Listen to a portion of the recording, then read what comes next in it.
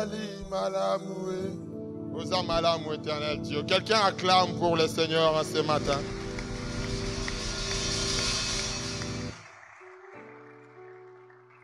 Merci aux frères et sœurs de la chorale. Que Dieu vous bénisse abondamment. Merci également à toi qui es là en ce matin. Amen. Il y a quelques années en arrière, je ne pouvais pas m'imaginer que je pouvais un jour parler de la part de Dieu. Et quand je me rends compte de tout ce qui est en train de se passer, je me dis, nous pouvons dire qu'il est puissant, nous pouvons dire qu'il est, mais au-delà de tout ça, il est d'abord un Dieu merveilleux. Azanzambe Malam. Parce que n'eût été par sa grâce, rassurez-vous, et vous et moi, personne ne serait ici en ce matin. Amen, amen. J'aimerais rendre grâce à Dieu qui permet que nous soyons à l'ouverture de ces assises des Watchmen's Convention. Amen. Alors nous allons prendre tout notre sérieux pour pouvoir vous parler de la part de Dieu. Les combats de la foi, tel est le thème autour duquel nous allons nous entretenir pendant ces assises. Les combats de la foi. 1 Timothée chapitre 6, le verset 12. 1 Timothée chapitre 6, le verset 12. Il est écrit, « Combat le bon combat de la foi, saisis la vie éternelle, à laquelle tu as été appelé et pour laquelle tu as fait une belle confession en présence d'un grand nombre de témoins. » Amen, amen. Nous pouvons nous rasseoir pour ceux qui étaient debout. Que Dieu vous bénisse. Merci au président Germain qui assiste à ces activités. Alors, il s'agit d'une exhortation de l'apôtre Paul à son fils dans la foi, Timothée. Il lui dit, combat le bon combat de la foi. Saisis la vie éternelle à laquelle tu as été appelé et pour laquelle tu as fait une belle confession en présence d'un grand nombre de témoins. Le contexte original de ces textes voudrait que nous puissions commencer par détailler les livres de 1 Timothée. C'est vraiment par là que je vais commencer. C'est un culte d'enseignement, donc permettez-moi d'enseigner comme j'en ai l'art. Ce texte est tiré, donc j'étais en train de le dire, du premier livre de Paul à Timothée, comme je l'ai reconnu, qui était son fils dans la foi. Vous allez donc vous rendre compte que cette première épître de Paul peut être subdivisée en 6 parties. Quand vous prenez la première épître de Paul à Timothée, nous pouvons la subdiviser en 6 parties. La première partie conserve l'originalité de Paul. Je dirais même la particularité de Paul. Paul commence ses écrits toujours par une salutation. C'est la première partie. 1 Timothée chapitre 1, le verset 1er au verset 2e. Paul envoie ses salutations à Timothée. La deuxième partie comprend les instructions importantes à propos des doctrines. Je sais pourquoi je commence par là. La deuxième partie comprend des instructions très importantes à propos de la doctrine. Paul est en train de présenter à son fils Timothée les doctrines d'erreur ou alors les fables qui étaient retrouvées à Éphèse. 1 Timothée chapitre 1, le verset 3 au verset 11. Il présente à Timothée les erreurs doctrinales qu'il y avait dans la ville d'Éphèse. Et dans la deuxième partie, Paul présente également la saine doctrine. Il ne se limite pas à présenter à Timothée les erreurs qu'il y avait à Éphèse, mais aussi il lui présente la saine doctrine qui devait être annoncée. 1 Timothée chapitre 1, le verset 12 au verset 14. En présentant la saine doctrine, Paul enseigne donc la transformation qui est visible dans l'œuvre de Christ. Une transformation authentique, ne pouvant être reconnue que par la personne qui l'a d'abord vécue elle-même. Donc nous ne pouvons pas parler de transformation tout en étant théorique. Nous devons parler de transformation lorsque nous-mêmes nous l'avons vécu. Et donc Paul enseigne cela à son fils Timothée. Il lui présente d'un côté les doctrines d'erreur, les doctrines fabuleuses ou alors les fables, mais d'un autre côté il lui présente la saine doctrine. Et la troisième partie, Paul est en train de donner des instructions importantes à propos de l'Église. Il ne se limite pas à montrer la fausse doctrine et la saine doctrine, mais il instruit également son fils Timothée par rapport à l'Église. 1 Timothée chapitre 2, le verset 1er, jusqu'à 1 Timothée chapitre 3, le verset 16. Il évoque des sujets pertinents liés à l'importance de la prière, au rôle des femmes, aux qualifications des responsables. Il explique toutes ces choses à son fils Timothée, qu'il avait bien sûr laissé à Éphèse comme pasteur. Dans la 4e partie, Paul donne des instructions à propos des faux docteurs. Il présente d'une part la description des faux docteurs et d'autre part, il présente la description des bons ministres de Dieu. Il est équilibré. Il ne se limite pas à présenter des faux docteurs, mais aussi il présente ce que doit être le vrai docteur. Vous retrouvez ça dans 1 Timothée, chapitre 4, le verset 1er au verset 16e.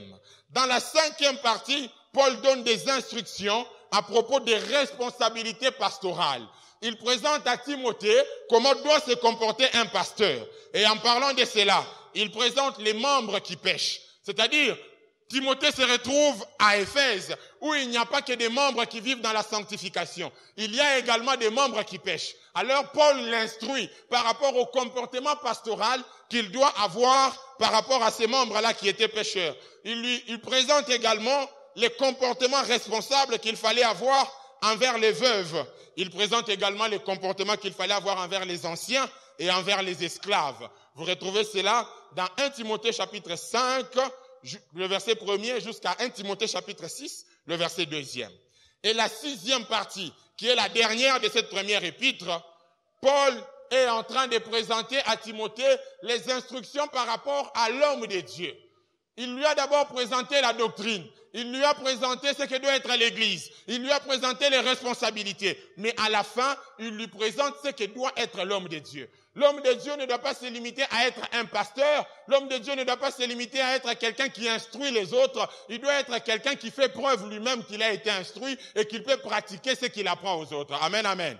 Alors c'est dans la 6e partie que l'on retrouve les passages que nous avons lus.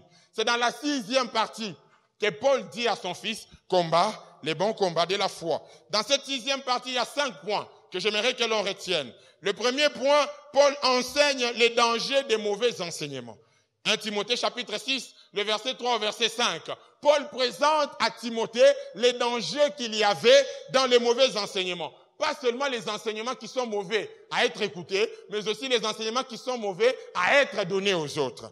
Et le deuxième point, Paul enseigne les dangers de l'amour de l'argent. 1 Timothée chapitre 6, le verset 6e au verset 10e. Il y a un grand danger lorsque les serviteurs de Dieu changent ses motivations pour lesquelles ils servent le Seigneur en les basant sur l'amour de l'argent. Lorsqu'on commence à aimer l'argent, on n'aime plus Dieu, car la Bible elle-même dit, soit tu aimeras maman, soit alors tu aimeras l'Éternel. On ne peut pas servir 2 maîtres à la fois. Quelqu'un m'aide à dire Amen. Et dans la 3e partie, Paul, dans le 3e point plutôt, de la 5e partie, Paul enseigne les caractéristiques positives et les motivations d'un homme de Dieu. 1 Timothée chapitre 6, le verset 11 au verset 16. C'est donc dans cette partie-là que vous retrouvez combat, le bon combat de la foi. Et le 4e point, Paul présente la manière appropriée pour gérer les biens. Comment doit-on se comporter dans la gestion des matériels? Et le 5e point, la manière appropriée pour traiter la vérité. 1 Timothée chapitre 6, le verset 20 au verset 21. Vous avez donc certainement remarqué avec moi que les textes de base que nous utilisons pour cet enseignement se trouvent dans la dernière partie de la première épître de Paul à Timothée. Paul instruit sur les caractéristiques positives et les motivations d'un homme de Dieu. J'aimerais dire à quelqu'un qui participe à ces assises, quand je parle d'un homme de Dieu, je ne fais pas allusion à un prédicateur. Je fais allusion à tout enfant de Dieu vrai. Car tout enfant de Dieu vrai a une mission quelconque à accomplir pour les buts de Dieu. Alléluia. Donc quand vous êtes un vrai enfant de Dieu, mettez-vous en tête qu'il y a une mission que vous devez accomplir. Alors cela étant, parce que vous avez une mission à accomplir, ces passages ne concernent pas les pasteurs, mais au contraire, ils nous concernent tous. Nous tous qui sommes là, en cet avant-midi. Donc Paul dit à son fils Timothée, combat les bons combats de la foi. Et donc si ces passages concernaient seulement le pasteur, Paul pouvait l'évoquer lorsqu'il a parlé des responsabilités pastorales. Mais Paul ne l'évoque pas en ce moment-là. Paul l'évoque lorsqu'il parle de l'homme. Lorsqu'il parle de l'individu Timothée. Comment devait se comporter Timothée? Donc ce passage est évoqué pour présenter à l'humain chrétien comment doit-il donc s'est comporté. 1 Timothée, chapitre 6, le verset 11 au verset 16. Nous allons les lire, et alors comme ça nous entrons dans le vif de notre sujet. 1 Timothée, chapitre 6, le verset 11 au verset 16. Quelqu'un a-t-il trouvé? Nous lisons. Le verset 11e, il est écrit: Pour toi, homme de Dieu, fuis ces choses et recherche la justice, la piété, la foi, la charité, la patience, la douceur.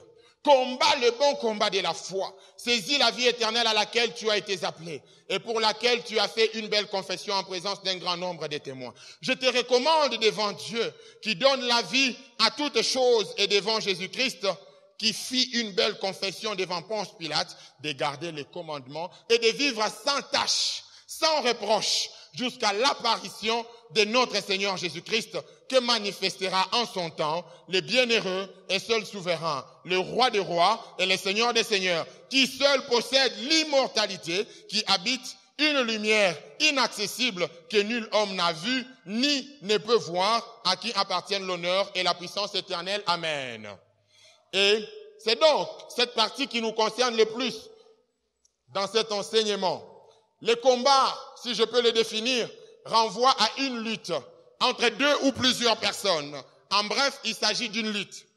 En recourant au contexte grec de notre passage utilisé, le combat de la foi renvoie ou désigne le combat spirituel contre les royaumes des ténèbres et contre Satan, dans lequel tous les croyants sont nécessairement impliqués. Mais rassurez-vous, en ce matin, je ne vous parlerai pas du combat spirituel de manière proprement dite, car je sais que les hommes de Dieu qui viendront certainement après moi, ils pourront certainement en parler.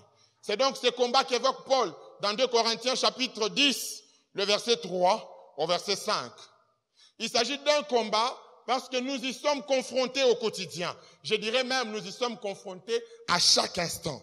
Si la Bible dit expressement que la foi vient de ce que l'on entend, en précisant que ce qu'on entend provient de la parole de Dieu, c'est parce que souvent, l'homme est confronté à entendre d'autres voix en dehors de la parole de Dieu. C'est là qu'on va partir. Ce n'est pas en vain que la Bible dit la foi vient de ce qu'on entend et ce qu'on entend vient de la parole de Dieu. Cette précision est donnée par la Bible. Pourquoi? Parce que très souvent, l'humain a tendance à écouter plusieurs voix.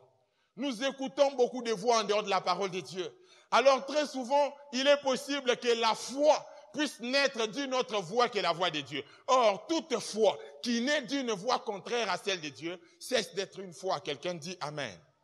Pour que la foi soit foi, elle doit être bâtie sur la parole de Dieu. Et lorsque donc vous n'avez pas écouté Dieu, vous n'avez pas la parole de Dieu et que vous avez la foi, je me pose la question de savoir, vous la tirez de quoi? Il est donc possible d'obéir avec ardeur à la foi, sans qu'elle ne soit basée sur la parole de Dieu. C'est en cela que se trouve le combat. Souvenez-vous d'Adam et Ève, dans le jardin d'Éden.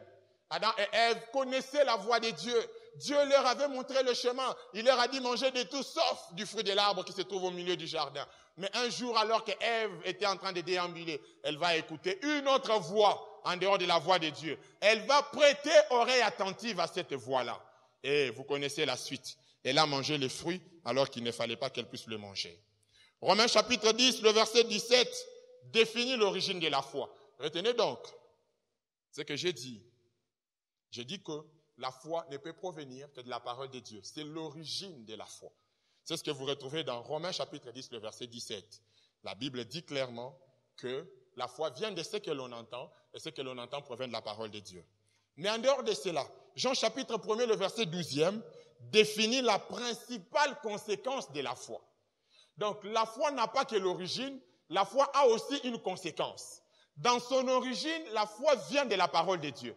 Mais dans sa conséquence, la Bible dit, à tous ceux qui ont cru en son nom, il a donné le pouvoir de devenir enfants de Dieu. C'est-à-dire que la conséquence principale de la foi, c'est qu'elle fait de vous un enfant de Dieu. Quelqu'un dit Amen. Alors, en ce matin, je vais m'entretenir avec vous sur ces deux points-là. Premièrement, l'origine de la foi et deuxièmement, la conséquence de la foi. Dans l'origine de la foi ne peut provenir que de la parole de Dieu. Mais dans sa conséquence, la foi fait de vous un enfant de Dieu. Et donc, il y a l'origine et il y a l'identité. L'identité que vous avez en tant qu'enfant de Dieu. Et donc, nous allons présenter les combats de la foi en nous basant sur ces deux points. Le premier point de mon message en ce matin, le grand 1, nous sommes dans un culte d'enseignement. Grand 1, le combat de la foi, une lutte constante de l'écoute. Quelqu'un peut-il dire à son voisin, une lutte constante de l'écoute? Le combat de la foi, une lutte constante de l'écoute. C'est-à-dire une lutte de l'écoute chaque jour. À chaque instant, vous êtes confrontés à écouter Dieu et à écouter autre chose. Je le disais tantôt, il est possible d'obéir avec ardeur à la foi sans qu'elle ne soit basée sur la parole de Dieu. Naturellement, l'homme écoute plusieurs voix. Du coup, certains hommes ne savent pas reconnaître la voix de Dieu. Alors, parce que la foi vient de ce qu'on entend, une des stratégies de l'ennemi, c'est de vous mettre sur le chemin de la mauvaise écoute. L'ennemi voudrait que vous puissiez écouter ce que vous ne devez pas écouter. Que vous puissiez obéir aux choses qu'il ne fallait pas que vous obéissiez. Oui, vous pouvez entendre une voix et y mettre votre foi sans qu'elle ne soit la bonne. Et donc, le premier combat de la foi commence par les choses que vous entendez. Les choses que vous entendez. Le premier combat commence là. Chaque jour, nous entendons des choses, mais reste à savoir si ce que nous entendons vient de Dieu. Je vais donc catégoriser les voix que nous écoutons en 4. Et je tire ma catégorisation des 4 du livre de Jacques, chapitre 3, le verset 15. La Bible dit dans Jacques, chapitre 3, le verset 15, « Cette sagesse n'est point celle qui vient d'en haut. » 1. 2. Mais elle est terrestre. 3. Charnelle. 4. Diabolique. Donc, selon Jacques, chapitre 3, le verset 15, nous avons 4 voix qui sont possibles d'être écoutées. Nous avons la voix qui vient d'en haut, nous avons la voix qui vient de la terre, nous avons la voix qui vient de la chair et nous avons la voix qui vient du diable. Amen, amen. Donc, nous avons 4 voix que nous allons devoir catégoriser en cet avant-midi. La première source, donc, c'est en haut. Quand on parle de la source d'en haut, comprenez que c'est la source qui se rattache à Dieu. C'est la voix qui vient de Dieu. Parce qu'il parle tantôt d'une manière, tantôt d'une autre. Dieu peut vous parler de plusieurs manières. Il peut vous parler dans un songe, il peut vous parler par un prophète, il peut vous parler par une prédication, il peut vous parler par un ami, il peut vous parler de plusieurs manières. Mais j'aimerais vous rassurer de quelque chose. La voix la plus principale de Dieu pour vous parler, c'est sa parole. Quelqu'un dit Amen. C'est sa parole. Vous voulez écouter Dieu par les prophètes, écouter Dieu par vos amis, écouter Dieu par les songes, vous pouvez vous tromper. Mais la voix qui ne trompe pas, c'est la parole de Dieu. Un homme de Dieu a dit, les hommes se plaignent en disant que Dieu ne parle pas, alors qu'ils ne lisent pas la Bible. Si vous ne lisez pas la Bible, rassurez-vous, Dieu ne vous parlera pas. Vous voulez écouter Dieu vous parler, lisez la Bible. Quelqu'un dit Amen. Alors Dieu, la principale voie par laquelle il veut vous parler, c'est par la lecture de la Bible. L'homme de Dieu Marco Makolo nous l'a dit ici le vendredi. Il a dit ceci, la Bible est le seul livre que nous lisons en présence de son auteur. Lorsque vous lisez la Bible, sachez que Dieu est bien là. Et donc il peut vous expliquer ce que vous n'avez pas compris. Alors vous devez apprendre à lire la Bible. La première source par laquelle Dieu parle, c'est sa parole. Amen, amen. N'attendez pas écouter Dieu par un autre canal. Commencez par apprendre à lire la Bible. La deuxième source, c'est, nous l'avons reconnu dans Jacques chapitre 3, le verset 15, la deuxième source est terrestre. La voie terrestre est caractérisée par la voie de l'homme. C'est-à-dire, nous retrouvons ici vos parents, vos amis, vos frères, vous-même, votre conjoint, vos responsables, votre chef. Les voies des hommes sont celles qui caractérisent la voie terrestre. J'aimerais reconnaître que cette voie est la voie la plus écoutée par les hommes de ma génération. Beaucoup d'hommes écoutent cette voie. Écoutez, Dieu, on ne les voit pas. Mais parce que l'homme, on les voit, alors l'homme a tendance à écouter l'homme. Combien d'entre nous sont prêts à participer à des conférences de motivation parce qu'ils veulent réussir leur vie? Combien d'entre nous sont prêts à aller payer l'argent à l'université, participer aux cours pendant 8 heures la journée afin de suivre des matières parce qu'ils se disent qu'après 5 ans d'études, ils vont réussir leur vie? Mais combien sont incapables de tenir pendant un culte où on prêche pendant 2 heures? Si seulement je prêche ici pendant 2 heures, certains vont commencer à dormir. Mais les mêmes personnes qui dorment peuvent tenir à une conférence de motivation pendant 6 heures. Ils peuvent tenir à un cours magistral des droits civils les biens pendant 8 heures. Je crois que Benny Louise ne va pas me contredire. Et donc vous allez vous rendre compte que l'homme est prêt à écouter l'homme. Mais écouter Dieu pose un problème. Alors je vais essayer de catégoriser ces 4 ou ces, je ne sais moi, ces 5 voies qui constituent la source terrestre. Mais retenez d'abord, avant que je ne puisse les catégoriser, la voix de Dieu ne trompe jamais. Amen, amen. Mais la voix des hommes peut vous tromper. Et donc, je vais prendre quelques voix. La voix de vos parents. Quand vous lisez Ruth, chapitre 1er, vous allez vous rendre compte avec moi que pour de bonnes raisons, M. Elimelech décide de quitter Bethléem de Juda pour aller avec sa femme et ses enfants à Moab. Est-ce mauvais de quitter une ville où il y a la famine? Je réponds non. Mais était-ce une bonne décision pour lui de partir de Bethléem de Juda pour Moab? Là, je ne sais pas répondre. Pourquoi je ne sais pas répondre? Parce que quand j'ai lu l'histoire de Ruth, je me dis qu'il fallait seulement qu'Elimelech se déplace. Mais quand j'ai lu les conséquences de la famille d'Elimelech, je me dis qu'il ne fallait pas Bakendi. Et donc, il y a un contraste. Elimelech se réveille un bon matin en tant que chef de la famille. Je les compare aux parents Louba. Les parents Louba, eux, ils ont des décisions unilatérales. Quand lui, il a décidé, c'est une décision. Personne ne va contredire. Il est même prêt à vous faire passer tout votre temps à aller faire des études qu'il ne fallait pas que vous puissiez faire.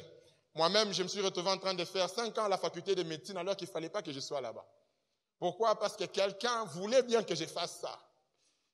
C'est le comble avec nos parents. La voix des parents. Et cette voix, écoutez, Maclon et Kiljon n'ont pas de choix. Ils disent, mais c'est mon père.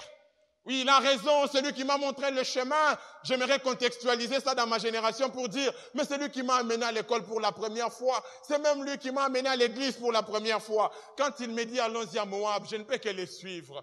Ils se réveillent et ils s'en vont. Et lorsqu'ils arrivent à Moab, remarquez avec moi, dès l'instant où ils placent leur demeure, le père meurt.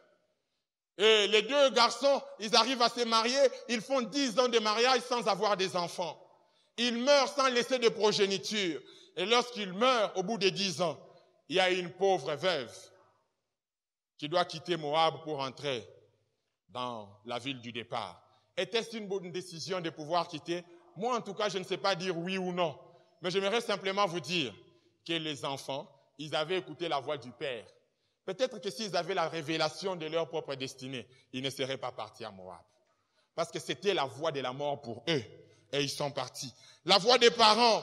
N'oubliez pas mon personnage préféré de la Bible, M. Saül, qui s'est permis un jour de pouvoir intoxiquer son fils, Jonathan, en lui demandant de pouvoir tuer David. Il dit, David mérite la mort. Était-ce une bonne voix? J'aimerais vous répondre en disant déjà non. Mais c'était la voix de son père. Gloire à Dieu, parce que Jonathan n'a pas cédé à cela.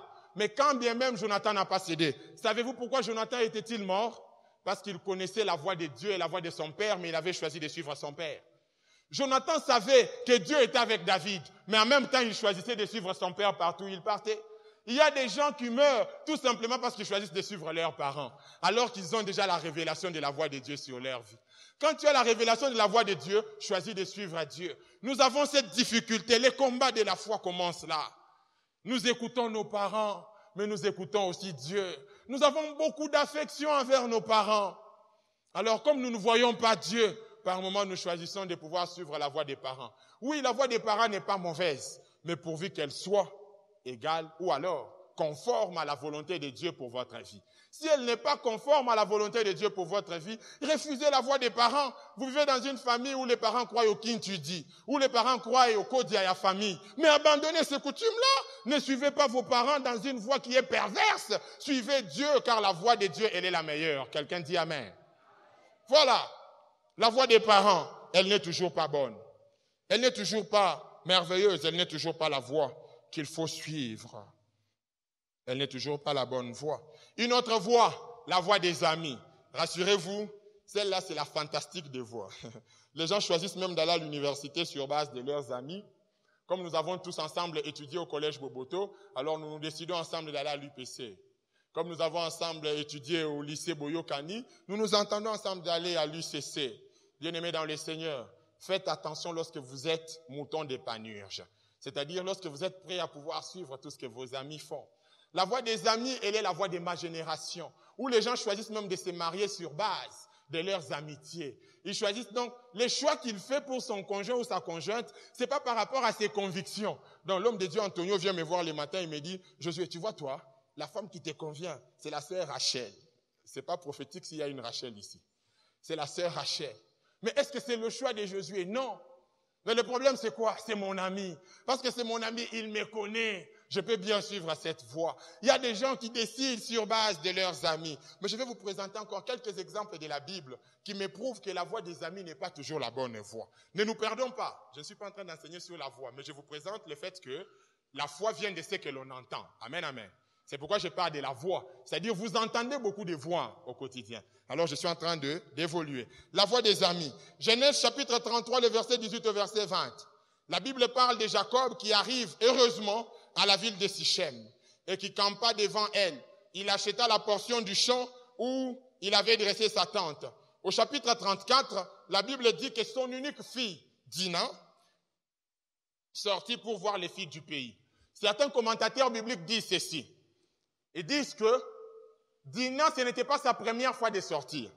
En réalité, quand ils sont arrivés dans la ville de Sichem, Dina a eu à faire connaissance avec les filles de la ville.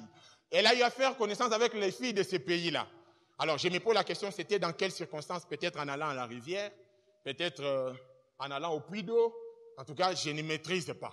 Mais seulement les commentateurs disent qu'elle avait eu à faire connaissance avec certaines filles. Alors, elle se réveille un bon matin, elle choisit de sortir pour aller voir ses amis. Alors, il se passe que la Bible précise que le prince de cette ville-là, M. Sichem, va l'apercevoir. Et lorsqu'il aperçoit Dina, la Bible dit qu'il l'enleva et il la déshonora. Les commentateurs disent ceci. Il est prouvé que dans l'ancienne alliance, très souvent, les princes n'étaient pas des vagabonds ou des gens qui déambulaient. Les princes étaient des personnes qui travaillaient à côté de leur père dans la royauté. Le cas, par exemple, de Jonathan qui travaillait avec son père Saül. Plusieurs princes travaillaient avec leur père. Alors, il était inconcevable que Sichem soit en train de se promener pour aller rencontrer Dina. Alors, ces commentateurs-là concluent en disant que les amis que Dina avait rencontrés sont celles qui l'ont permis de pouvoir rencontrer Sichem. Alors, lorsqu'elle rencontre Sichem, Sichem l'enlève et la déshonore. Elle va perdre sa virginité. Pour ceux qui sont lecteurs de la Bible, vous avez certainement déjà lu cette partie de la Bible. Il y a une guerre qui va s'en suivre après entre les frères de Dina et les membres de ces pays-là. Mais remarquez avec moi une chose. Ce qui a conduit Dina à être déshonorée, c'était les fréquentations qu'elle avait eues avec les filles de ces pays-là. Combien de filles de ma génération ont-elles perdu la virginité à cause de leurs amis? Nées dans une famille respectueuse, une famille où il y a une bonne éducation. Quand vous voyez la fille, vous regardez la famille dans laquelle elle est ressortissante, vous vous posez la question, mais il y a contraste. Mais le problème se trouve où? Les amis. Certains, c'est la première fois que vous avez entendu le mot masturbation. Ce n'était pas chez vous à la maison, c'était certainement à côté de vos amis. Certains, la première fois que vous avez fait contact, que vous avez fait connaissance avec ces garçons-là qui vous a déshonoré, certains ou à cause des amis. Les amis, souvent, nous montrent un mauvais schéma. Plaise à Dieu que vous ayez des bons amis qui vous montrent un bon schéma. Quand vous avez des bons amis qui vous montrent un bon chemin, c'est bien. Mais la petite expérience que nous avons, c'est que beaucoup d'erreurs que les gens arrivent à commettre dans la vie, c'est aussi à cause des amis. Alors faites attention avec la voix des amis que vous écoutez. Non, en tout cas, moi, je ne suis pas convaincu de m'engager dans cette relation. Écoutez ce que ton ami va te dire. Donne-lui seulement une chance. Donne-lui une chance. Qui sait? Il peut penser tes plaies là de la fois passée. La voix des amis. Et quand tu écoutes la voix des amis, est-ce que c'est la voix de Dieu? L'ami te demande de lui donner une chance. Est-ce que Dieu t'a demandé de lui donner une chance? il n'y a pas de chance quand on veut aller pécher. Hein. Il faut vous interdire d'aller pécher par chance. Et si je peux donner un deuxième exemple des mauvais amis, 2 Samuel chapitre 13, le verset 17. Vous connaissez certainement cette histoire. C'est l'histoire d'Amnon, qui était tourmenté jusqu'à se rendre malade à cause de Tamar, sa sœur, qui était vierge et qui paraissait pour lui difficile de faire la moindre tentative parce que sa sœur était vierge. Mais Amnon avait un ami nommé Jonadab. La Bible dit que c'était un homme très habile. Jonadab. Lorsque Jonadab lui prodigue les conseils, c'est un stratège. Il lui dit, tu vas faire comme si tu étais malade. Et lorsque ton père viendra, tu vas lui demander à ce que ta sœur vienne vers toi. Et lorsqu'elle entrera dans ta chambre, tu feras des choses. Pourquoi Amnon a-t-il commis son crime de ces jours-là? La voix d'un ami. Faites attention aux voix des amis. Qu'entendez-vous des amis? Si vos amis ne vous disent pas des choses qui vous rapprochent de Dieu, séparez-vous d'eux. Séparez-vous d'eux, ce sont des mauvais amis. Ayez des amis qui vous montrent la voie de Dieu. J'aime les amis qui peuvent me dire, là tu commences à commettre des erreurs. Là il ne faut pas continuer, c'est pas bien. Mais pas des amis qui sont toujours tolérants, qui vous conduisent toujours dans des mauvaises choses. Ils sont là, c'est comme si eux ils voient que vous êtes parfait. Mon cher, tu sais, je suis amoureux de tel, ah vas-y. Et puis le soir tu viens, je suis amoureux de tel autre là, vas-y. Eh, Master, yo vraiment nanga tokabwani. Tu es un mauvais ami. Comment tu peux te permettre de m'encourager dans des choses comme ça? Il faut me décourager, me dire, frère, yoza motei, yoko lingabe personne te fandananu. Namon yoza immature, hein, pema nanu, pema, yekola lisusu makasi, comme ça, oko linga après. Mais si tu as un ami qui t'encourage dans tout ce que tu fais, rassure-toi, c'est un mauvais ami. Quelqu'un dit amen. La troisième voie qui est possible, c'est la voie de vos chefs, la voie des responsables. Nombre chapitre 22, le verset 4. On nous parle de Balak et de Balaam. Vous connaissez certainement l'histoire. Balak est le roi à Moab. Alors que Balak est le roi, il se rend compte que le peuple d'Israël qui venait d'Égypte était déjà en train d'entourer sa ville. Il a peur, il appelle Balaam. Il dit, je sais que celui que tu maudis est maudit, et celui que tu bénis est béni. Viens, maudis-moi ces peuples, comme ça je vais les battre. Écoutez, Balaam se retrouve confronté. Là, c'est la voix du roi. C'est le roi qui a parlé.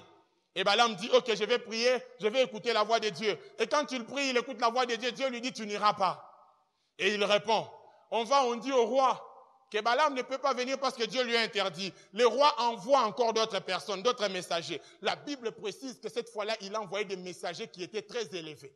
Et quand ils arrivent, ils ont un message, ils disent, le roi te promet beaucoup de bonnes choses. Si seulement tu acceptes de venir avec nous.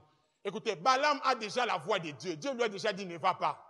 Mais malgré qu'il a la voix de Dieu, il dit à ses messagers, dormez chez moi, cette nuit je vais encore écouter Dieu. Mon ami, pourquoi tu veux écouter Dieu pour la deuxième fois quand il t'a déjà parlé sur cette question-là? Vous savez les problèmes c'était lesquels?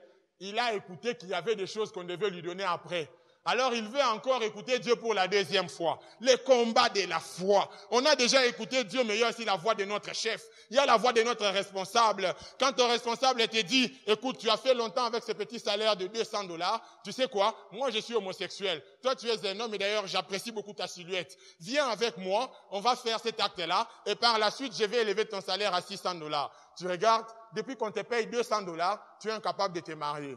Tout l'argent que tu as, tu loues la maison et tu payes quelques factures, plus certains transports. Et tu te dis, non, mais c'est un problème que j'accepte. Ce sera seulement une fois, non, il va augmenter mon salaire. Ou que je dise non. En ce moment-là, qu'est-ce qui se passe? Tu as déjà la voix de Dieu. Tu sais que Dieu est contre ça. Mais d'un côté, tu as aussi la voix de ton chef qui va te pousser à pouvoir pécher. Combien de gens pêchent-ils parce qu'ils ont la voix de leur chef qui semble supplanter la voix de Dieu? Bien-aimés dans le Seigneur, quel que soit ce que votre chef vous promet, tant que vous connaissez la voix de Dieu, abandonnez la voix du chef et suivez la voix de Dieu. Ne suivez pas la voix de votre responsable. Beaucoup de gens commettent des erreurs parce qu'ils veulent suivre la voix de leur responsable. Amen, amen. Le responsable n'est pas Dieu et il ne remplacera jamais Dieu. Il reste un homme mortel, comme vous d'ailleurs. Voilà. Et je préfère me limiter là pour la voix du chef. C'est vrai, il y avait beaucoup d'histoires que je voulais dire, mais bon, c'est pas très grave. On passe. La troisième source, c'est la voix de la chair. La voix de la chair, c'est la voix de votre humanité. C'est-à-dire, la voix des choses que vous désirez. La voix de vos sentiments physiques. C'est cette voix qui vous demande de faire uniquement ce qui vous paraît agréable et facile. Au moins, soyez-en certains, la voie de la chair ne bénit jamais. C'est une voie qu'il faut obligatoirement faire taire. C'est la voie de la facilité. À Kinshasa, pour épouser une femme bien instruite, il faut minimum une dot de $2000. Mais votre amour a tellement grandi qu'elle commence déjà à venir chez toi à la maison. Elle vient déjà chez toi, elle a le double de ta clé. Quand tu n'es pas là, elle peut ouvrir la maison, elle prépare. Quand toi tu viens, tu manges. Alors tu te dis, mais comme je n'ai pas encore totalisé $2000 pour l'épouser, les premiers jours, elle est venue à la maison, c'était bonjour, ça va, prends place. Le deuxième jour où elle arrive, on touche un peu à la joue. Le troisième jour, on touche à autre chose. Et après, on passe à l'acte. Enfin, elle a une grossesse. Et comme ses parents sont responsables, ils vont la renvoyer de la maison pour qu'elle vienne vivre chez toi. Et tu te dis, plan accompli. Au moins, je n'ai pas versé la dot, elle est à moi. Bien-aimés dans le Seigneur, faites très attention à la voix de votre chair. Car la voix de votre chair vous enverra toujours vers les choses qui sont faciles à faire. Vers des choses qui vous semblent être agréables, mais qui ne sont jamais en accord avec la volonté de Dieu. Amen, amen. Retenez cette phrase. La voix de la chair, c'est la voix qu'il faut obligatoirement faire taire. Car la Bible dit que l'affection de la chair est inimitié contre Dieu. Elle est inimitié contre Dieu. Voilà. Romains chapitre 8, le verset 6 dit, l'affection de la chair, c'est la mort, tandis que l'affection de l'esprit, c'est la vie et la paix. Votre chair ne peut que vous conduire à la mort. L'évangéliste Dag Heward-Mills dit que ce qui est pénible et difficile fait partie de l'élévation, alors que ce qui est facile et agréable ne fait jamais progresser. Il faut aimer ce qui vous fait suer. Acceptez de souffrir, mais pourvu que vous puissiez réussir de manière honorable et digne. N'acceptez pas ce qui est facile. Votre chair va vous proposer seulement ce qui est facile. Quand vous allez à l'université, au marché, à la fête d'anniversaire ou la fête de mariage, vous n'avez pas besoin de vous rassurer de la présence du pasteur où vous partez. Mais quand il faut venir à l'église, certains veulent se rassurer que c'est le pasteur qui va prêcher. Ça, c'est la chair qui vous parle. Pourquoi vous voulez vous rassurer que c'est le pasteur qui va prêcher? Venez à l'église parce que vous êtes chrétien. Quelqu'un dit Amen. Venez à tous les cultes, mercredi, vendredi, dimanche. Ne venez pas à un culte parce que vous savez que le pasteur Marcelo est là. Non. D'ailleurs, rassurez-vous, il ne va pas commencer toujours à être là. Parce que maintenant, le monde entier veut savourer de son onction. Non, on va beaucoup l'inviter. D'ailleurs, nous prions qu'on l'invite beaucoup. Alors, si vous refusez de venir à l'église, lui, il va toujours partir. Et votre foi va décroître. Amen, amen. Donc, apprenez à venir au culte de la semaine. Je peux compter sur vous, hein? Et surtout, merci d'être venu ce matin. Que Dieu vous bénisse encore. Voilà. La voix de la chair. C'est cette voix. Après que vous ayez écouté Dieu vous dire, va à l'intercession. Cette voix-là qui te dit, mais non, tu peux sécher la nuit des prières d'aujourd'hui et rester dormir à la maison. Là, le frère Nouria se retrouve. Lui et moi, on est spécialistes dans ça. Que Dieu nous aide. Là, c'est vraiment la voix de la chair. Quand tu entres à l'intercession, personne ne t'a forcé. Mais tu commences à t'absenter, tu ne viens plus à la nuit des prières. Pourquoi tu ne viens pas? Moussou Nindeko. Là, c'est la chair qui commence à marcher dans ta vie. Les charnels loupent toujours leur destinée. Quand vous êtes charnel, vous allez louper votre destinée et ce n'est pas une bonne chose. La quatrième et la dernière source, c'est la voix du diable. 2 Corinthiens chapitre 11, le verset 14, désigne Satan comme ayant la capacité de se déguiser en ange de lumière. Je vous dis que c'est le comble. Celui-là, il faut à tout prix le démasquer et lui résister farouchement. Parce que celui-là, il est dangereux. Il est dangereux parce qu'il peut se déguiser en ange de lumière. Et c'est une mauvaise voix qu'il ne faut pas écouter. Alors, pour clôturer cette première partie, de toutes ces voix évoquées, la voix du diable est mensonge. Retenez qu'elle est mensonge, elle n'est pas à suivre. Car même en vous présentant de bonnes choses, son issue c'est la mort. La voix du diable ne contient que le mensonge. La voix de la chair n'est pas également à suivre, car elle est inimitié contre Dieu. Elle ne se soumet pas à la volonté de Dieu. Romains chapitre 8, verset 7. La voix des hommes, parents, frères, amis, responsables, elle devra être entendue à la lumière des prescrits de l'évangile. C'est-à-dire, vous devriez vérifier que ce que les hommes vous disent est en accord avec la volonté de Dieu. Si cela n'est pas le cas, refusez de suivre la voix des hommes. La voix de Dieu, elle est la seule qui ne trompe pas et qui est la vérité. Il est vrai que Dieu peut vous parler en songe, par prophétie de plusieurs manières, mais la voix de Dieu, tant que vous êtes certain que c'est sa voix, il faut intégralement la suivre. Amen, amen. Retenez qu'aujourd'hui, les canaux, comme je le disais, par lequel Dieu parle, c'est sa parole. Lisez la Bible, s'il vous plaît. La Bible défini dans Psaume chapitre 119, le verset 105, on dit que la parole est une lampe à mes pieds, une lumière sur mon sentier. Il faut marcher selon la parole afin que votre sentier soit éclairé. Jean 8, 12 dit, je suis la lumière du monde. Celui qui me suit ne marchera pas dans les ténèbres, mais il aura la lumière de la vie. Vous marchez sans avoir la révélation de votre vie parce que vous avez choisi de ne pas écouter ce que dit la Bible. Jean chapitre 8, le verset 32 dit, vous connaîtrez la vérité et elle vous affranchira. Jean chapitre 5, le verset 24 dit, celui qui écoute ma parole et qui croit à celui qui m'a envoyé a la vie éternelle. Romains chapitre 10, le verset 17, dans la version du Semeur dit, la foi naît du message que l'on entend et ce message, c'est celui qui s'appuie sur la parole de Christ. Amen, amen. Vous devez avoir une foi qui s'appuie sur la parole du Christ. Deuxième partie de mon message, et la dernière d'ailleurs. Les combats de la foi, une lutte contre l'identité. Quelqu'un peut-il dire avec moi, une lutte contre l'identité? Comme nous l'avons reconnu en introduisant ce message, la foi est à la base ou alors à l'origine d'une identité. C'est celle de devenir un enfant de Dieu. Jean chapitre 1, le verset 12 dit que par elle, nous avons obtenu le pouvoir, le privilège de devenir enfants de Dieu. Bien-aimés, le combat est donc le plus important. Il faut bien mettre les choses au clair à ce niveau. Frères et sœurs, tout ce que nous voyons sur terre n'est pas ce qui existe. Il y a des choses, des gens que nous ne connaissons pas et que nous ne voyons pas, mais qui sont bien réels. La Bible répète sans cesse que nous ne pouvons obtenir le salut que par la foi. Nous allons prendre plusieurs passages. Actes chapitre 16, le verset 31. Il est écrit, crois au Seigneur Jésus, tu seras sauvé toi et ta famille. Jean chapitre 1, le verset 12, nous l'avons lu. Nous l'avons lu précédemment. Celui qui croit devient enfant de Dieu. Actes chapitre 13, le verset 39, il est écrit, quiconque croit est justifié par lui de toutes les choses dont vous ne pouviez être justifiés par la loi de Moïse. Romains chapitre 5, le verset 1er, étant donc justifiés par la foi, nous avons la paix avec Dieu par notre Seigneur Jésus-Christ. Hébreux chapitre 10, le verset 39, nous ne sommes pas de ceux qui se retirent pour se perdre, mais de ceux qui ont la foi pour sauver leur âme. Remarquez donc avec moi que tous ces passages nous présentent une identité qui vient de Dieu seul. C'est laquelle? C'est l'identité de sauvé. Vous êtes sauvés par la foi. Et la Bible est en train de dire, Éphésiens chapitre 2, le verset 8, j'aime la précision. Vous êtes sauvés par grâce, par le moyen de la foi, et cela ne vient pas de vous, c'est un don de Dieu. Parce que c'est un don de Dieu, la foi est donc comme la main que nous tendons vers Dieu pour recevoir notre salut. Alors cette foi-là est combattue.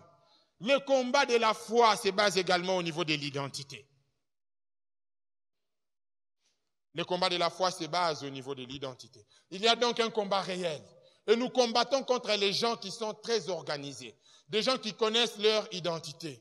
Éphésiens 6, 11 à 12 dit, revêtez de toutes les armes de Dieu afin de pouvoir tenir ferme contre les risques du diable. Car nous n'avons pas à lutter contre la chair et le sang, mais contre les dominations, les autorités, les princes de ce monde des ténèbres, contre les esprits méchants dans les lieux célestes. Il y a la précision. Ils se connaissent, ils sont organisés. Frères et sœurs, vous et moi, peut-être que certains ont déjà été, mais pour ma part, je n'ai jamais été au pôle Nord. Mais je sais que le pôle Nord existe. Je n'ai jamais été même au Soudan du Sud ici.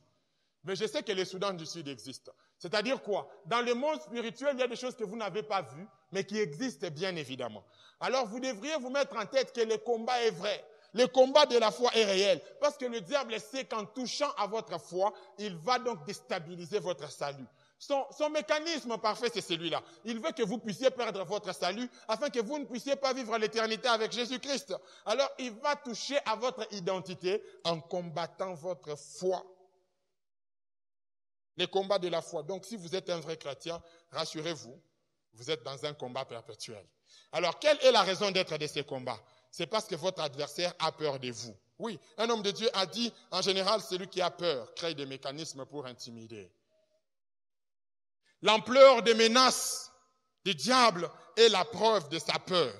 Et donc, le champ adverse sait que nous sommes champions. Et c'est pourquoi il nous combat. J'aimerais vous le dire, le diable ne vous aime pas. Quand vous dormez en paix chez vous, je vous assure que le diable multiplie des stratégies pour vous détruire. L'identité est une conséquence d'une alliance. Avoir une identité dans les choses de Dieu, c'est être en alliance avec lui. Il s'agit ici d'un combat de ceux qui sont en alliance avec Dieu. La bataille de l'identité est totalement attachée à l'alliance. 1 Samuel chapitre 17, le verset 41 et suivant. Il y a un combat qui doit être livré entre Goliath et David. Il se passe que chacun des protagonistes a une identité attachée à une alliance. Lorsque vous lisez le verset 43, la Bible dit que Goliath maudit David par ses dieux. Mais je me pose la question de savoir, pourquoi Goliath doit-il maudire David par ses dieux? En état normal, Goliath n'a pas besoin de pouvoir discuter avec David. Parce que Goliath était un militaire bien formé. Il a des biceps et des triceps qui ont connu des forces pour pouvoir batailler. Alors que David en face de lui n'en a pas.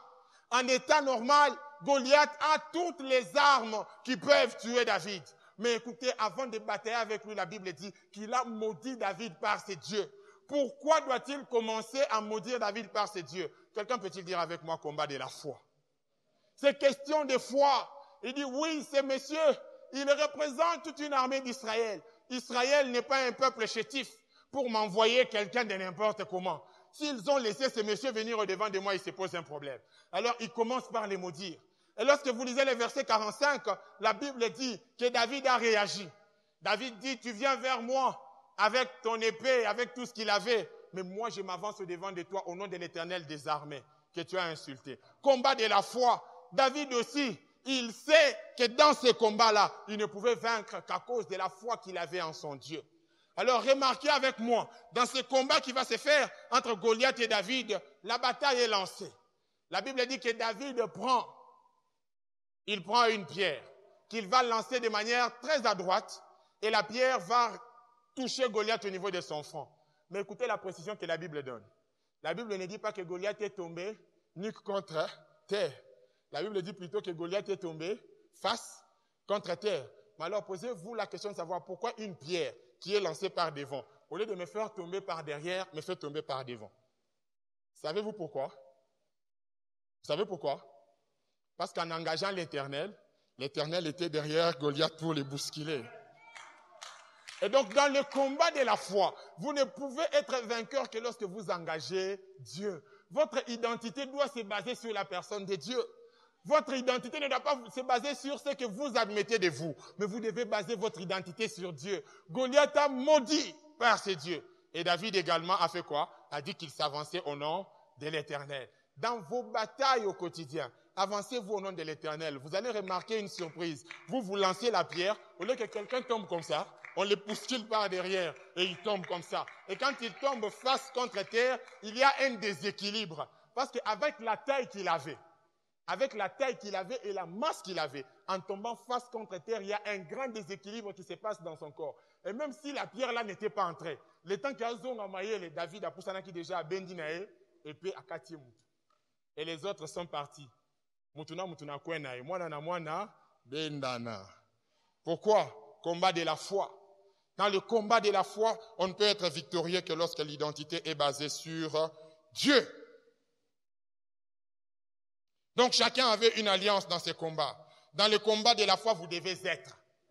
Le combat de la foi n'est pas un combat yaba audacieux. C'est un combat yaba tobana identité. Tu dois venir en te reconnaissant qui tu es. Ce n'est pas là tu viens comme le fils de Sceva dans le Nouveau Testament. Ah, comme Paul est en train de chasser, nous aussi on va essayer de chasser. Et quand vous venez en essayant de chasser, écoutez, les démons ne les ont pas reconnus. Les démons disent, nous connaissons Paul et nous connaissons les Jésus qu'il prêche, mais vous, on ne vous connaît pas. Pourquoi? Parce qu'ils n'avaient pas une identité. Dans le combat de la foi, il faut être. Dans le combat de la foi, il ne faut pas avoir. Certaines personnes pensent que dans le combat de la foi, il faut avoir. Parce que je sais, parce que j'ai l'intelligence, parce que j'ai des mots français, parce que je connais l'anglais, parce que j'ai appris la théologie, parce que j'ai ceci, parce que j'ai la capacité d'attirer 500 personnes derrière moi. Je vais commencer une église. Vous pouvez bien commencer l'église. Mais si vous n'êtes pas, cela est en vain. Dans le combat de la foi, il faut être. Qui êtes-vous? Qui êtes-vous dans le combat de la foi? Alors, si vous n'êtes pas, je vous assure, le diable va vous démasquer et il va vous ridiculiser. Parce que la Bible dit qu'il avait déchiré les vêtements des fils de Sceva. Quelle ridicules. Ils ont été ridiculisés. Alors qu'ils prétendaient chasser les démons, ils ont été ridiculisés. Voulez-vous être fort dans les combats de votre foi? Soyez. Si vous n'êtes pas, vous avez l'opportunité de les devenir. Amen, amen. Combat de l'identité. Il faut être. Nombre chapitre 22, le verset 1er au verset 6e. Il est écrit ceci dans la parole de Dieu. C'est d'ailleurs l'histoire des Balak que j'ai évoquée tout à l'heure. J'aime l'explication que donnent les commentateurs. Le commentateur dit ceci. Il dit, Balak vivait à Moab et Balaam vivait à Pétor. La distance qu'il y avait entre Moab et Pétor était une distance qui pouvait prendre 15 jours de marche. Mais vous imaginez, malgré cette distance, Balak a choisi d'investir de son argent pour faire déplacer ses agents afin d'aller appeler Balaam. Pourquoi? Parce qu'il tenait à tout prix à maudire Israël. Imaginez-vous l'investissement. J'aimerais vous dire, bien-aimés, lorsque vous avez une identité, lorsque vous avez une alliance avec Dieu, dans le monde des ténèbres, les gens sont prêts à faire des investissements farouches pour vous détruire. Ils sont prêts à dépenser beaucoup d'argent afin seulement que vous soyez détruits. Ils sont prêts à faire des déplacements seulement pour que vous soyez détruits. Mais ce que j'aime dans cette bataille, c'est quoi? Israël dormait chez lui en paix. Israël ne savait même pas que Balak était en train de vouloir faire des choses. C'est pourquoi j'aimerais dire à quelqu'un, dans le combat de la foi, lorsque tu n'as pas besoin de combattre toi-même. Vous savez pourquoi? Tu peux t'endormir chez toi et Dieu va combattre pour toi. La Bible dit, gardez silence, l'Éternel combattra pour vous. Donc vous devez avoir une identité. Lorsque vous avez une alliance avec Dieu, point n'est besoin de pouvoir combattre avec le diable. Parce que votre identité place déjà Dieu en face. Et donc Dieu peut agir en votre faveur. Alléluia. Voilà. On est en train d'aller petit à petit vers la fin de notre enseignement. Bien-aimés dans le Seigneur, quand vous avez une alliance avec Dieu, comme je le disais, même en dormant chez vous, sachez que Dieu va choisir d'être avec vous. 1 Samuel, chapitre 23, le verset 26 au verset 28. Vous allez rencontrer dans cette partie que la Bible est en train de parler de David.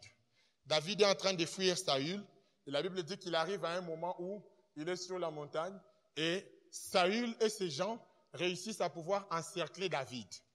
Et quand ils ont réussi à pouvoir encercler David, David ne sait plus fuir. Il ne sait plus bouger parce qu'il est presque déjà encerclé. Mais il se passe quelque chose dans cet encerclement. À l'instant même où il est déjà encerclé, la Bible dit qu'il y a un agent qui est venu de la ville pour dire à Saül que de l'autre côté, les Philistins venaient d'envahir la ville. Il fallait qu'il puisse tout arrêter pour rentrer, aller combattre avec les Philistins. Vous savez pourquoi cette histoire-là s'est passée en ce moment-là? Parce que Dieu était avec David. C'est-à-dire, lorsque vous avez une alliance avec Dieu, vous pouvez déjà être environné par vos ennemis. Mais Dieu va devoir choisir de pouvoir faire quoi? De pouvoir vous délivrer. Alors, le dernier passage que nous allons lire alors que nous sommes en train de clôturer, c'est 1 Roi, chapitre 3, le verset 16 au verset 28. C'est là que je vais très bien expliquer l'identité. 1 Roi, chapitre 3, le verset 16 au verset 28. Il est écrit au verset 16, « Alors 2 femmes prostituées vinrent chez le roi et se présentèrent devant lui. » J'aimerais que vous puissiez retenir ça. 2 femmes prostituées, c'est bien précisé. Elles vinrent chez le roi et se présentèrent devant lui. L'une des femmes dit, « Pardon mon Seigneur, moi et cette femme, nous demeurions dans la même maison et j'ai accouché près d'elle dans la maison. 3 jours après, cette femme a aussi accouché.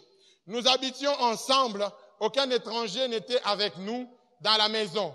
Il n'y avait que nous 2.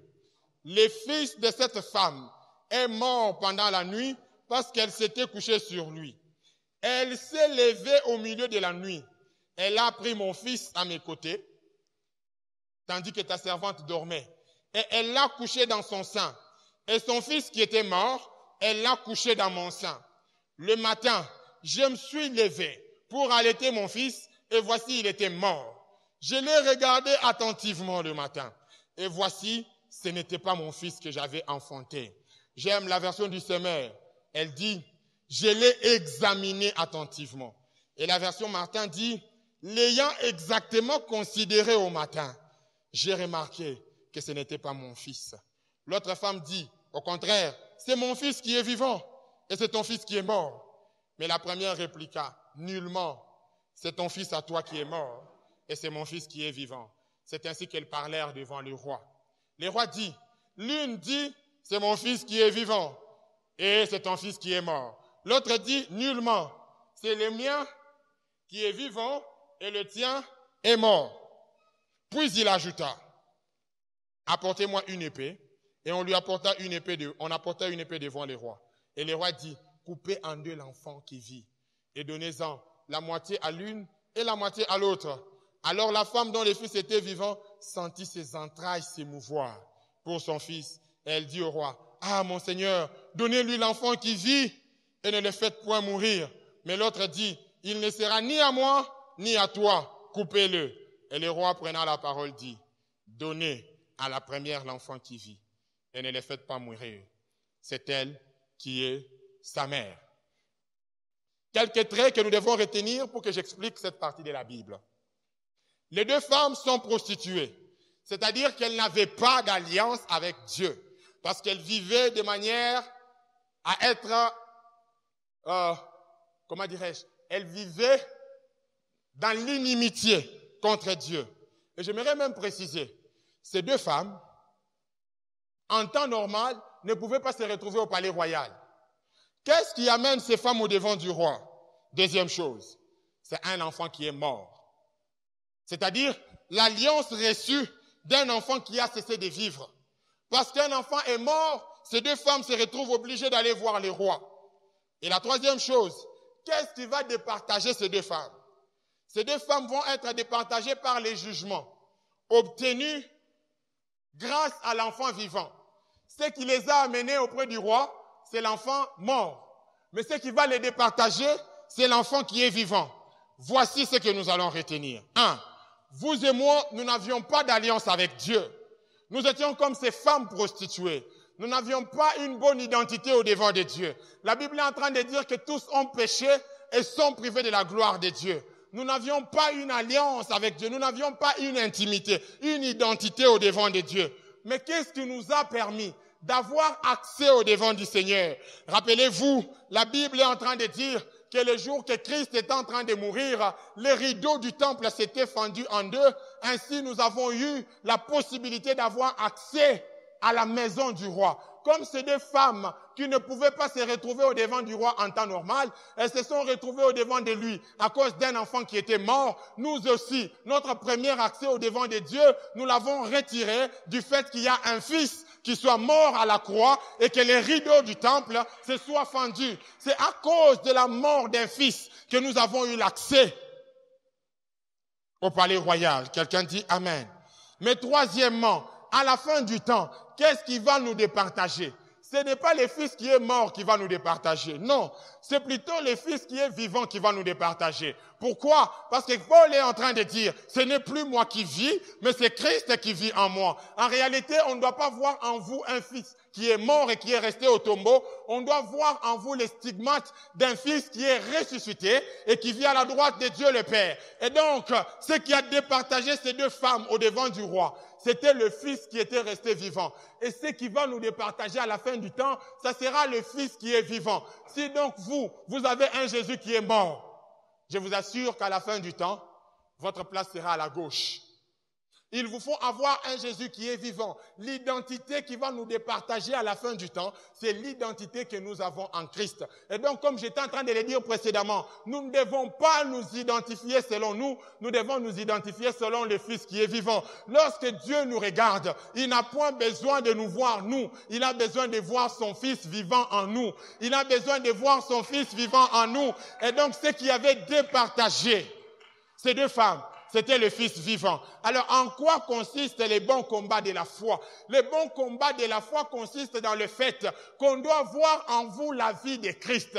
Garder la foi signifie marcher selon la volonté de Dieu. Écoutez, Christ est en train de dire, produisez des fruits qui attestent que vous avez complètement changé. Produisez des fruits dignes de la repentance. Vous devez prouver par votre marche que vous avez changé de vie. C'est donc en cela que nous pouvons dire comme Paul, lorsqu'il parle dans 2 Timothée chapitre 4, à la fin de son ministère, il dit, j'ai combattu les bons combats de la foi. Et il dit, j'ai gardé la foi. Garder la foi ne signifie pas le dire aux gens. Garder la foi, c'est être en mesure de marcher selon la volonté de Dieu et de prouver par votre vie que vous marchez selon Dieu. On doit voir par votre vie que vous croyez en Dieu. Lorsqu'on vous regarde, nous devons nous rendre compte que celui-là, c'est un enfant de Dieu. J'aime quelque chose que le pasteur Marcelo a eu à dire, je crois, il y a 2 ans. Il a expliqué une histoire. Je vais la démontrer avec mon frère Peter, s'il vous plaît, permettez. Cordon. Le pasteur Marcelo dit ceci. Beaucoup de prédicateurs aiment prêcher avec le micro. Mais nous devons faire l'affaire inverse. C'est-à-dire, on enlève Et lorsque vous enlevez le micro, on vous confie quelqu'un. On dit à cette personne, partout où le frère Josué ira, va avec lui. Là, il va mettre son pied, mets ton pied. Ce qu'il va dire, dis aussi. Ce qu'il va manger, mange. Ce qu'il va boire, bois. Ce qu'il fera, fais. Mais qu'il ne te prêche pas. Qu'il n'ouvre pas la Bible, mais suit seulement sa vie. Et on mérite. Alors, le cordon Peter commence à marcher avec moi. Alors, lorsque le cordon Peter commence à marcher avec moi, et que je ne suis pas obligé de lui parler de Jésus, j'ai aimé dans le Seigneur. Si le cordon Peter finit dans l'éternité avec Jésus, c'est que j'ai gardé la foi. C'est que j'ai combattu les bons combats de la foi. Mais s'il finit en enfer, c'est que moi, j'ai perdu ma course. Parce que Paul dit qu'en gardant, en ayant combattu les bons combats de la foi, il sait qu'il aura une couronne qui est comment? Incorruptible. Cette couronne, nous ne pouvons la recevoir que lorsque notre marche est restée sur les traces de Jésus-Christ. Alors si on m'enlève ces micros et qu'on me confie 10 personnes qui doivent me suivre partout, est-ce que ces personnes finiront au ciel? La même question posez-vous là. Si ces personnes finiront au ciel, vous êtes sur la bonne voie dans votre combat de la foi. Mais si vous pensez qu'il y a des choses que vous faites, des choses que vous dites, des choses que vous mangez et buvez, des endroits que vous fréquentez, qui ne peuvent pas permettre à ces personnes de finir au ciel, j'aimerais vous dire, votre combat de la foi n'est pas un bon combat de la foi. C'est un mauvais combat de la foi. Or, dans ces séminaires, nous sommes en train de vouloir engendrer une génération de personnes qui combattent les bons combats de la foi. Amen, amen. Des personnes à qui on peut ravir le micro. Et le cordon Peter me suit tout en étant à l'aise. Il sait lorsqu'on mangera le poulet maillot, ça sera le poulet maillot des enfants de Dieu. Il sait que lorsque je l'amènerai à Bandal, ça ne sera pas dans une boîte. Il sait que partout où j'irai, s'il peut me suivre, il va finir au ciel. Il sait que je ne vais pas l'amener dans de mauvaises histoires. Mais lorsque votre marche avec quelqu'un que l'on vous confie ne peut pas l'amener, lui, à finir au ciel, votre combat de la foi est un mauvais combat de la foi. Amen, amen. Amen, amen. Cordon, prenez place. Donc, comprenez avec moi que le bon combat de la foi, c'est le combat dans lequel vous prouvez que vous êtes enfant de Dieu. Écoutez ce que Christ dit. Avant qu'il ne parte vers le Père, il y a 2 choses qu'il révèle. Il dit, si vous m'aimez, vous devez garder mes commandements. Et il ajoute, il dit à Pierre, si tu m'aimes, tu dois paître mes troupeaux. Il y a donc 2 choses que Christ est en train de manifester par rapport à l'amour que nous avons envers lui. Il dit, premièrement, vous devez paître mes troupeaux. C'est l'exemple que j'ai donné tout à l'heure.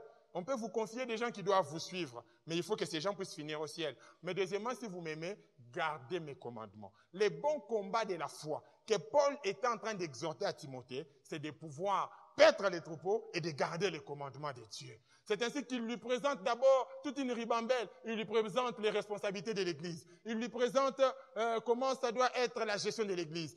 Comment il ne faut pas faire. Les mauvaises doctrines, la bonne doctrine. Il enseigne tout ça. Mais à la fin, il lui montre comment doit être la vie d'un homme qui croit en Dieu. Cet homme-là doit combattre les bons combats de la foi. Et les bons combats de la foi ne se résument principalement que dans le fait de marcher selon Dieu, dans le fait d'accomplir les choses selon Dieu. Je vous l'ai dit, mes frères et sœurs, si nous marchons intégralement selon la volonté de Dieu, nous n'aurons pas besoin de couper les liens, nous n'aurons pas besoin de chasser les démons, nous n'aurons pas besoin de nous battre avec Satan. Pourquoi? Parce que Christ en nous, l'espérance de la gloire. Christ en nous, l'espérance de la gloire. Paul a dit, ce n'est plus moi qui vis, c'est Christ qui vit en moi. Mais si Christ vit en moi, est-ce qu'aurais-je besoin de couper les liens? Pas du tout. Mais pourquoi nous sommes encore obligés de vous enseigner sur couper les liens? Parce que justement, il y a les gens pour qui les combats de la foi n'a pas encore atteint le niveau d'être un bon combat de la foi.